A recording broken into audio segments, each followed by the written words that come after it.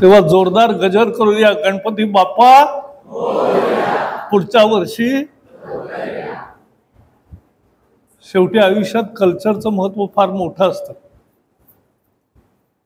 भाषण आपल्या पुढे या तिघांनी इतकं सुरेख केलं, म्हणजे काळकर सरांनी प्रॅक्टिकल धावपट्टीवरच नेऊन आणलं आणि जाधव सरांनी मेहनत केली तर काय होतं हे त्यांच्या उदाहरणातून सांगितलं, आणि हर्षदानी सुद्धा खूप चांगले विचार मांडले की काय करता येईल.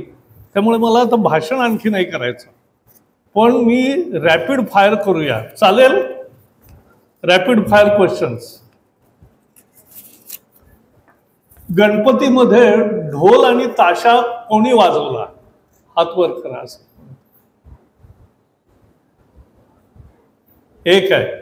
व्हेरी गुड, अभिनंदन. त्याच्यासाठी टाळ्या वाजवा, कारण ही सुद्धा कला आहे आणि ही शिकण्यासाठी मेहनत करावी लागते, त्याशिवाय येत नाही. रोज व्यायाम करणारे किती? हात वर करा. खूप जण आहेत. जाधव सर तुमच्याकडे पाहून लोक करतायत असं दिसतं. आजची महत्वाची बातमी कोणती आहे जरा सांगा कोणीतरी. सगळ्यात हल्ली बातम्यावर मी आता हा प्रश्न विचारत नाही की वर्तमानपत्र आजचं कोणी वाचलंय, कारण त्याचं उत्तर फारच कमी असेल. तुम्हाला पाहायचं आहे आजचं वर्तमानपत्र कोणी वाचलंय? सो दिस इज नाही, आपण वाचलं ते नाही, इथले अपवाद आहे. पण सोशल मीडियावरही बातम्या येतात. आजच्या जगामध्ये घडलेली सगळ्यात महत्वाची बातमी काय आहे? कुणाला सांगता आलं तर एखाद्याने सांगावं. महत्वाची बातमी. तुम्ही कशाला सांगता? नेपाळमध्ये काल विद्यार्थ्यांची क्रांती सुरू झाली. त्याचं वर्णन वाचा, कारण ते सगळं आपल्या लाईफशी निगडीत आहे. आता मी आणखी सोपे प्रश्न विचारतो. सियारा सिनेमा कोणी पाहिलाय? हात वर कर. अरे कोणीच नाही पाहिला, खरं सांगायला हात वर करा. हा केलाय, पाहिला. रॉकेट बॉईज कोणी पाहिलं? Television series rocket boys. म्हणजे हा यांनी 2 जण आहेत, कारण तुम्ही जे शिकणार आहात त्याचं रॉकेटची स्टोरी आणि ॲटम बॉम्बची स्टोरी आणि त्यातलं इंजिनिअरिंग हे सगळं त्यामध्ये आहे. 3 इडियट्स कोणी पाहिला? Very good. सो 3 इडियटनी काय शिकवलं? रट्टा मार के मत पढो, समज के पढो. करेक्ट. मी तेच सांगणार आहे की समजून घेणं म्हणजे शिक्षण आहे. आपल्याला विषय समजला नाही तर प्राध्यापकांना भंडावून सोडा, त्यांना वाटेल तेवढं विचारा, पण रट्टा मारून पास. मला हे सांगा की तुम्ही पास होण्यासाठी आलाय का खरंच नवं शिकण्यासाठी आलाय? इंजिनिअरिंग शिकण्यासाठी आलाय तर ते महत्वाचं आहे, कारण पास तो होतात. हल्ली परीक्षा पद्धती खूप सोप्या झाल्या. आणि व्हॅक्सिन वॉर सिनेमा कोणी पाहिला? 1 जण आहे, पण 1 जणच आहे. ही मी जी सिनेमांची नावं सांगितली ही सिनेमा कोण काय पाहतं याच्यासाठी नाही, मी यासाठी विचारली की या सगळ्यामध्ये सायन्स आहे, इंजिनिअरिंग आहे, महत्वाचं आहे. म्हणजे कोविड असताना फार्मसीच्या मुलांनी तर लगेच पाहायला पाहिजे. आणि नाना पाटेकर आहे, म्हणजे आता आणि कोण आणायचं? तरी सुद्धा आपण पाहत नाही. जग पाहण्यासारखं भरपूर आहे. जग म्हणजे रील नाही. रील पाहणं आणि इंस्टाग्राम पाहणं हे जग नाहीये. जग असं बाहेर खूप महत्वाचं चाललं असतं. हॅकॅथॉन कोणी ऐकलाय शब्द? खूप जणांनी. Very good, congratulations. हरित क्रांतीचा जनक कोण? कोणी सांगा. हा, एकाने सांगा. प्राध्यापकांनी नाही. वसंतराव नाईक. त्याचे जनक, हरित क्रांतीचे जनक स्वामीनाथन, डॉक्टर स्वामीनाथन. आपल्याला PL गहू आयात करावा लागायचा कॅनडातून, ऑस्ट्रेलियातून, आणि त्यांनी क्रांती केल्यावर आपलं गव्हाचं आणि तांदूळाचं इतकं कोठार भरलं की आता आपण दुसऱ्या देशांना निर्यात करतो. ते स्वामीनाथन आहेत. हे सगळं पाहण्यासारखं आहे, महत्वाचं आहे. दूध क्रांती कोणी केली या देशात?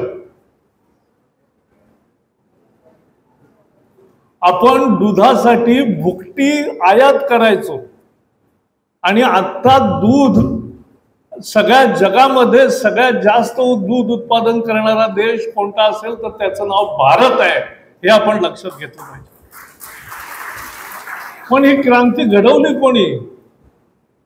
त्या वर्गीस कुरियनचं तुम्ही पाहिलं पाहिजे ना एकदा. त्याच्यावर डॉक्युमेंटरी आहे, त्याच्यावर बरंच गोष्ट आहे. अमूल डेअरी ही एक मायथॉलॉजी सारखं झालेलं आहे.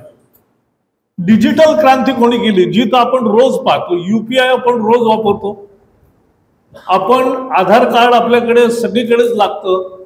कोणी आणलं? नंदन निलेकणींनी आणलं. मला वाटतं मला असेच प्रश्न विचारून जर शिकवलं तर जास्त आणखी चांगलं होईल. कारण व्यवहारी जगातलं आपल्याला काही माहित नाही हे लक्षात आलं का? कारण ते महत्वाचं आहे. How much we lack, how much we need to concentrate and get knowledge. तुमच्यापैकी बरेच जण शेतीतले आहेत. पालक बोलले, त्यांनी सुद्धा शेतकऱ्यांचं सगळं सांगितलं. ऑर्गॅनिक क्रांती कोणी केली? महाराष्ट्रीयन माणूस श्रीपाद दाभोळकर, त्यांनी ऑर्गॅनिक खेतीची सुरुवात केली आणि आपलं बीज द्राक्षाची क्रांती सुद्धा त्यांनी घडवली. संबंध महाराष्ट्राच्या अर्थव्यवस्थेत बदल झाला. रॉकेट रिव्होल्युशन कोणी केली? रॉकेट कोणी पहिलं तयार केलं? नाही माहिती. तुम्हाला सगळ्या शिक्षकांसाठी सुद्धा हा धडा आहे की आपण जर असं वर्गामध्ये एक 10-15 मिनिटं वेगळं काही बोललो नाही आणि केवळ परीक्षेत काय येईल आणि त्याचीच उत्तरं शिकवली तर ते शिक्षण नाही. शिक्षण पाहिजे असेल तर हे व्यवहार जग काय चाललंय, म्हणजे हे रॉकेट क्रांती विक्रम साराभाईंनी केली. हे पहिलं रॉकेट तयार केलं, कसं केलं, आणि त्यात अब्दुल कलाम होते तरुण सगळ्यात त्यावेळेला. आणि कसं आहे त्याचंही स्टोरी आलेली आहे. ती रॉकेट बॉईज पाहिला तर तुम्हाला कळेल, नाही तर कसं कळेल. मला कॉलेजचा हा परिसर अतिशय आवडला. म्हणजे याच्या इतका अभ्यासाची उत्तम जागा असूच शकत नाही. आणि मी आपल्याला एकच सांगेन की कॉलेजमधली ही 4 वर्ष तुमच्या पालकांनी तुम्हाला दिलेत. म्हणजे इतकं सोपं नसतं. पालकांची व्यथा आपण लक्षात घ्या. आई वडिलांचे चेहरे आणा समोर.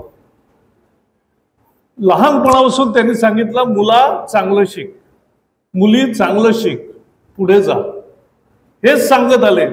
त्यांची पिढी शिकली नाही अशी काही होती. काही जण शिकले पण ते म्हणतात आमच्यापेक्षा पुढे जा. बरोबर. या पालकांचं स्मरण करतच आपण, म्हणजे त्यांनी केवढे कष्ट केलेत, आशा लावलेत, त्या पाहून आपण यातला प्रत्येक क्षण वापरला पाहिजे. हा खरा महत्वाचा मुद्दा आहे. शिक्षणाची सुरुवात कशातून होते? उत्सुकतेतून होते. हर्षदांनी सांगितलं. उत्सुकता म्हणजे काय याचं एक अप्रतिम उदाहरण सांगतो. जेठमलानी 99व्या वर्षी वारले, प्रख्यात वकील होते देशात. त्यानंतर त्यांच्या कुटुंबियांनी राम जेठमलानी मेमोरियल लेक्चर सुरू केले. त्यामध्ये पहिल्याच वर्षी फली नरिमन हे जे जज होते ते त्याचे वक्ते होते. त्यांनी सांगितली आठवण की म्हटले 3 वर्षापूर्वी 98 वर्षाचे असताना जेठमलानी व्यासपीठावर होते. आम्ही एका दुसऱ्या परिसंवादात होतो आणि त्या परिसंवादामध्ये मी 2 संस्कृत श्लोक म्हटले.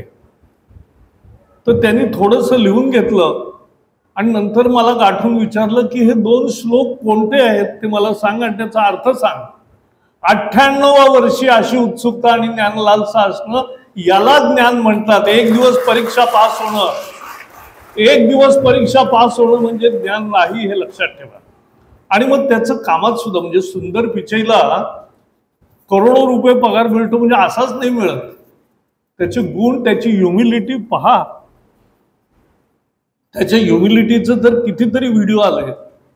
पण मी जेवढे उद्योगपती मग खरे ज्यांनी खानदानी उद्योगपती म्हणजे स्वतःहून कष्ट करून आपला उद्योग तयार केला, ती सगळी माणसं अतिशय निर्मळ आणि ह्युमिलिटीने वागतात, सगळ्यांशी चांगल्या स्वभावाने वागतात.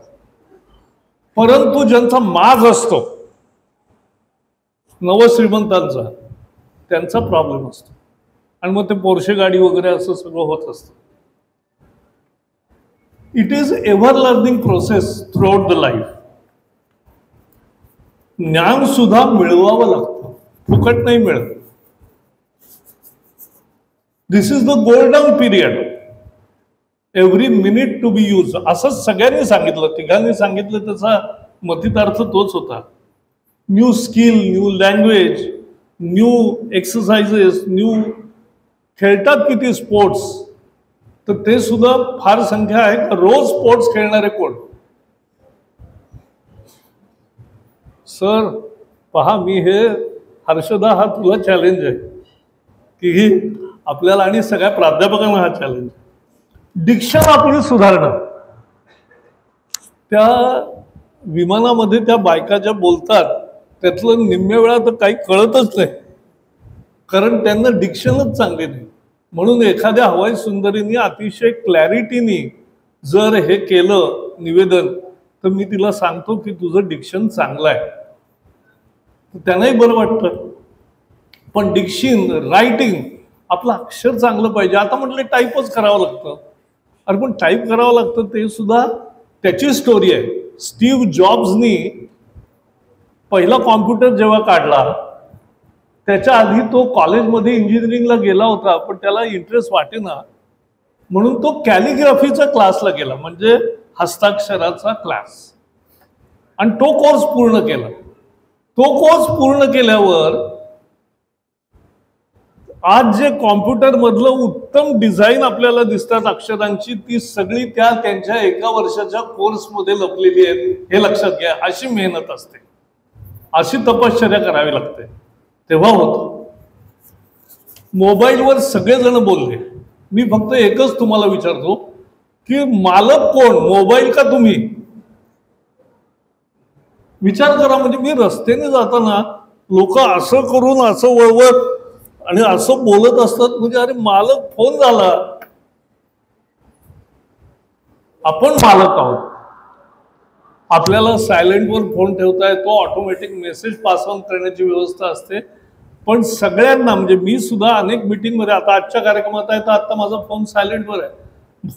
मग तो घरी गेल्यावर किंवा मध्ये वेळ मिळाला नाही तर मग रात्री झोपण्यापूर्वी सगळे असे आलेले अनआन्सर्ड कॉल हे आपण पुन्हा करायचं. ही शिस्त असते. त्यांनी डिसिप्लिनचं महत्व सांगितलं, तेही महत्वाचंच आहे. स्टडी म्हणजे काय हो? अभ्यास करायचा म्हणजे काय आहे? रट्टा करून अभ्यास होत नाही, पाठांतर करून अभ्यास होत नाही. समजून घेणं, कॉम्प्रिहेंड करणं, understand and comprehend is the education. आणि पुढचं त्याचा टप्पा आहे, त्याची समरी करता येणं आणि ते समजावून सांगता येणं. आम्हाला शाळेमध्ये टीचर्स डे असायचा, स्टुडंट्स डे असायचा.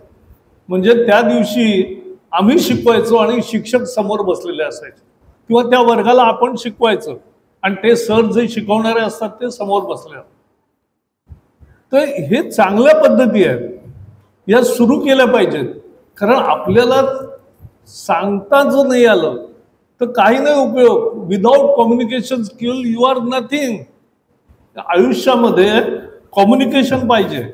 आणि म्हणून महात्मा ज्योतिबा फुले म्हणायचे, ते मला पुन्हा आठवतं, विद्येविना मती गेली, मती विना नीती गेली, नीती विना गती गेली, गती विना वित्त गेले, वित्त विना शूद्र खचले, एवढे अनर्थ एका अविद्येने केले. हे खरं आहे. आणि म्हणून आपल्याला लक्षात ठेवलं पाहिजे की विद्येचं महत्व माणूस बदलतो कसा हो? एका जमीनदार शेतकऱ्याच्या शेताच्या बांधावर राहणाऱ्या शेतमजुराची मुलगी त्याच जिल्ह्यामध्ये कलेक्टर करण्याचा पराक्रम फक्त शिक्षण करू शकतो, दुसरं कोणी करू शकत नाही, हे लक्षात घ्या.